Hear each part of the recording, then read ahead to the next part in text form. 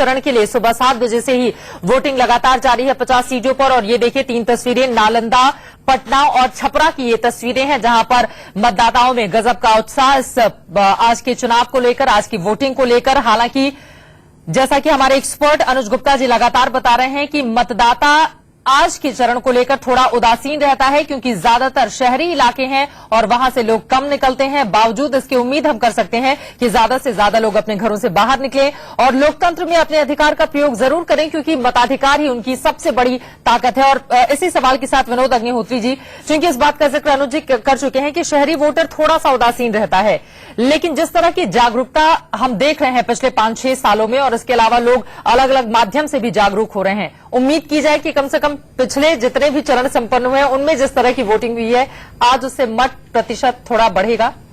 नहीं, मुझे लगता है कि कमोबेश उतना ही मत प्रतिशत रहेगा जितना 55-56% पिछली उसमें हुआ है, क्योंकि ये एक ट्रेंड बन जाता है जो पहले चरण से शुरू होता है और लगभग आकर के उसी पर रुकता है। क्योंकि देखिए, आप सेगमेंट्स में लोगों को नहीं बांट सकते। लोगों की जो मानसिकता है वो पूरे राज्य में एक जैसी है इस मामले में। कहीं कहीं कुछ पॉकेट्स होते हैं जहां ज्यादा पड़ जाता है, लेकिन ओवरऑल जब एवरेज निकालेंगे तो वही निकलेगा।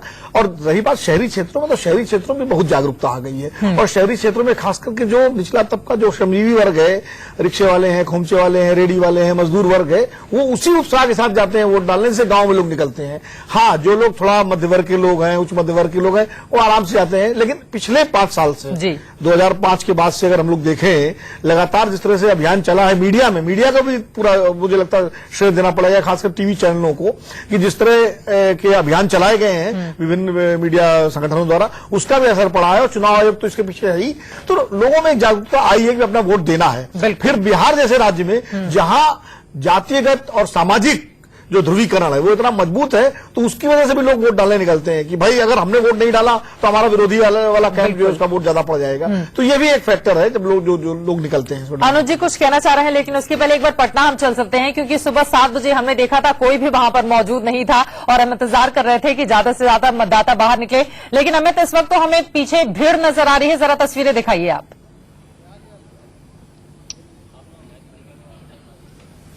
बिल्कुल चित्रा, काफी लंबी कतारें हैं। दोनों जो बूथ है आप देख सकते हैं पीछे में जो है ये 150 नंबर बूथ जी है, जिसपे लालू प्रसाद यादव उनके तमाम परिवार वाले जो है यहाँ वोट करेंगे। तो यहाँ एक लंबी कतार लगी है, महिलाओं की संख्या ज्यादा है। और दूसरा जो 151 नंबर बूथ है, आप बाईं तरफ देखेंगे, यहाँ भी लंबी कतारें लगी हुई है। और सुबह से यानी कि थोड़ा विलंब से लोगों ने आना यहाँ शुरू किया, लेकिन अब जो है लंबी कतार लगी हुई है और लोगों के अंदर जो है कि वोट करना है, जबरदस्त वोट करना है। और चूंकि लालू प्रसाद यादव का हाई प्रोफाइल VIP बूथ है, इसलिए चित्रा लोगों के अंदर ये भी उत्सुकता है कि कम से कम लालू प्रसाद यादव यहाँ पे, अभी खुद जो है लालू प्रसाद यादव के बेटे जो है वो चित्रा वो आ चुके हैं, तेजस्वी यादव अभी अब इस मतदान केंद्र तक पहुंच रहे हैं खुद वोट करने के लिए। अब मैं तस्वीरों में आपको दिखाऊंगा, क्योंकि खुद वो अभी तेजस्वी यादव मतदान केंद्र की तरफ आ रहे हैं। दाहिनी तरफ आप देख सकते हैं खुद जो है उनके जो छोटे बेटे जो राघोपुर से उम्मीदवार है वो तेजस्वी यादव यहाँ पे मीडिया के कैमरों के बीच से घिरे हुए, और ये जो है अब जा रहे हैं मतदान केंद्र पर। 150 नंबर बूथ जो है उस पे तेजस्वी यादव का वोट है। और जो सबसे पहले यानी कि लालू यादव के पूरे परिवार में सबसे पहले तेजस्वी यादव ने वोट करने आए हैं। और यहाँ एक लंबी कतार के बीच जो है तेजस्वी अपना वोटर आई कार्ड लेकर जो है मतदान केंद्र तक पहुंच रहे हैं। तो ये हाई प्रोफाइल बूथ है चित्रा, और आप तस्वीरों में आप देख सकते हैं कि ये तेजस्वी यादव देखिए आप जा रहे हैं और ये 150 नंबर बूथ पे जो है ये जा रहे हैं यहाँ वोट करने के लिए, तमाम तामझाम के बीच पुलिसकर्मियों और तेजस्वी यादव से जुड़े हुए तेजस्वी यादव। तो ये बहुत बेहद महत्वपूर्ण है ये जो बूथ। तेजस्वी यादव को इस बात कुछ कह रहे हैं, एक बार सुनते हैं। है क्योंकि अभी आप वोटिंग के बाद फिर अपने क्षेत्र में ही जाएंगे। देखिए काफी अच्छा है, अभी तो शुरुआत है। अभी जगह जगह से छोटे मोटे जो ईवीएम में जो प्रॉब्लम्स हैं उसके फोन वगैरह आ रहे थे, और बाकी सब तो मेरे ख्याल से महागठबंधन का जिस हिसाब से 2 फेज का जो चुनाव गया है, तीसरा फेज भी काफी अच्छा जाएगा। और निश्चित रूप से हम लोग निश्चिंत हैं और यहाँ महागठबंधन की सरकार बनेगी, पक्का बनेगी। आप और आपके भाई दोनों का आज मतदान है, दोनों के लिए आज मतदान है। जाहिर है लालू यादव और राबड़ी देवी दोनों लगातार पल पल की स्थितियों पर नजर रख रहे होंगे, क्या है माहौल?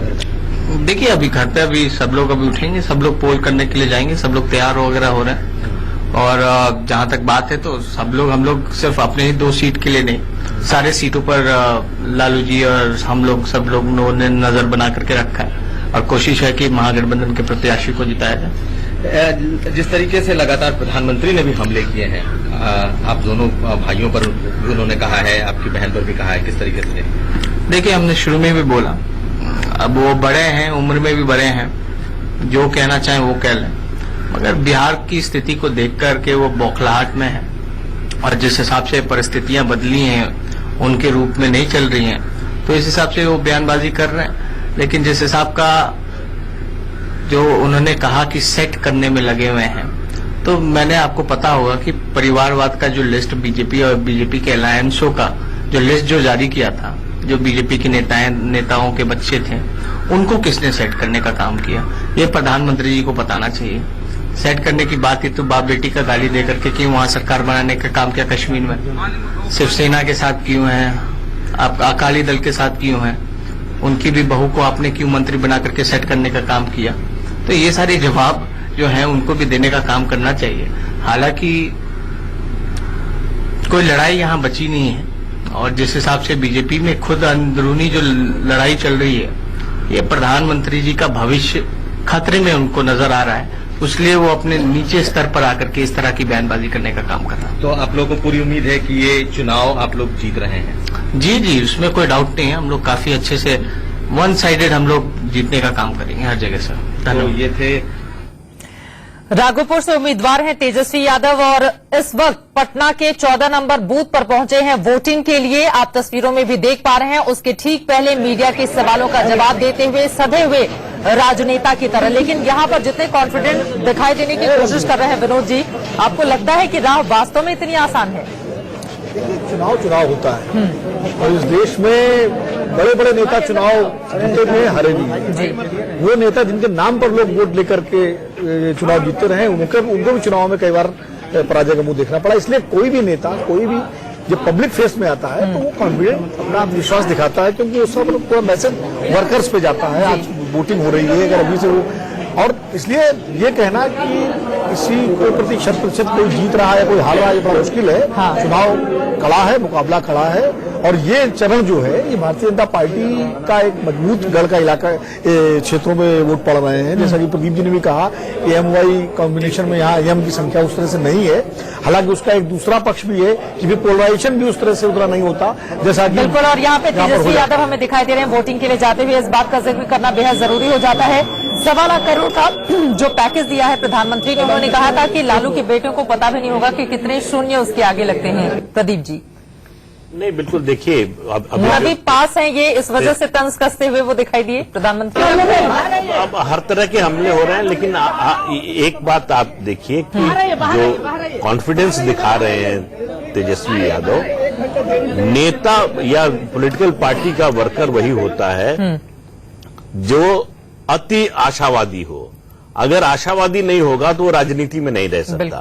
आप किसी ऐसे उम्मीदवार से बात कीजिए जिसकी जमानत जब्त होने वाली हो, वो भी आपको सुशील कुमार मोदी वोटिंग के लिए पहुंचे हैं। ये तस्वीरें हम दिखा रहे हैं। बिहार के उप मुख्यमंत्री रह चुके सुशील मोदी, सबसे ज्यादा मेहनत, दावा तो इसी बात का किया गया कि सुशील मोदी ने बीजेपी की ओर से की है। काफी पहले से ही वो लगातार रणनीति बनाने में जुटे हुए थे। हालांकि मुख्यमंत्री कौन होगा इसका ऐलान अगर ज्यादा सीटें पाती है एनडीए बीजेपी उसके बाद होगा। लेकिन सुशील कुमार मोदी जाहिर तौर पर वो खुद भी आत्मविश्वास से लबरेज ये दिखाने की कोशिश कि इस बार एनडीए की ही सरकार बनेगी। अनुज जी, माना जाए बॉडी लैंग्वेज से तो यही इंप्रेशन डालने की कोशिश की जाती है। दोनों नेताओं को ये देखिए कि हमको लगता है शायद लाइन तोड़कर दोनों आगे गए। लाइन में, बिल्कुल लाइन में नहीं लगे। तेजस्वी भी लाइन के लिए जो है लाइन में नहीं लगे। जो बिहार इतना भी नहीं बदला है कि आप ये उम्मीद अभी से करने लग गए। इसमें कंसेशन दिया था क्योंकि दोनों उम्मीदवार हैं। सुशील मोदी लड़ रहे हैं चुनाव? नहीं लड़ रहे हैं। तो उसकी तो उम्मीदवार है, तो आमतौर पर उम्मीदवार को थोड़ा सा दे दिया जाता है कि उसको अपने क्षेत्र में, मगर उस सीट से तो उम्मीदवार नहीं है ना, क्योंकि उम्मीदवार चुनाव लड़ रहा है तो उनको जाना होता है अपने क्षेत्र में, इसलिए चुनाव आयोग इस तरह इलेक्शन दे देता है। लेकिन अब मोदी जी, लेकिन यहाँ पे बारी का प्रतीक्षा तो करते हुए लाइन में नहीं लगे थे सुशील मोदी, लेकिन कम से कम बाहर वो खड़े हुए हैं। अगर अभी वोटिंग चल रही है तो शायद लाइन में खड़े होते तो शायद बाकी लोग ही कह देते कि आगे चले जाइए। और इतनी अभी भारत में शिष्टाचार भी है, लोग खुद कह देते हैं। बिल्कुल। लेकिन यहाँ पे कम से कम दरवाजे के बाहर खड़े हैं अपने परिवार के साथ और अपनी बारी का इंतजार करते हैं। कल्चर है ना जी, वो उसके खत्म होने के या कम होने के आसार नजर आते वो नहीं। नेताओं में भी है और जनता के अंदर भी है। वो स्वाभाविक हक की तरह है। बिल्कुल। कि चलिए हमको लाइन में नहीं खड़े एक होना। छोटे से ब्रेक के लिए इन्हीं तस्वीरों के साथ हम रुकेंगे। तंत्र और मंत्र के बाद बारी गणतंत्र की है। सुशील कुमार मोदी और तेजस्वी यादव अपने मताधिकार का प्रयोग कर रहे हैं। फौरन लौटते हैं। लोकतंत्र की यही है खूबसूरती। पिछले काफी दिनों से तंत्र मंत्र की जहां पर बात चल रही थी, आज बारी गणतंत्र की है। सुशील कुमार मोदी आपको तस्वीरों में दिखाई दे रहे हैं। वोटिंग के बाद बाहर निकले हैं, कुछ कह रहे हैं, सुनते हैं।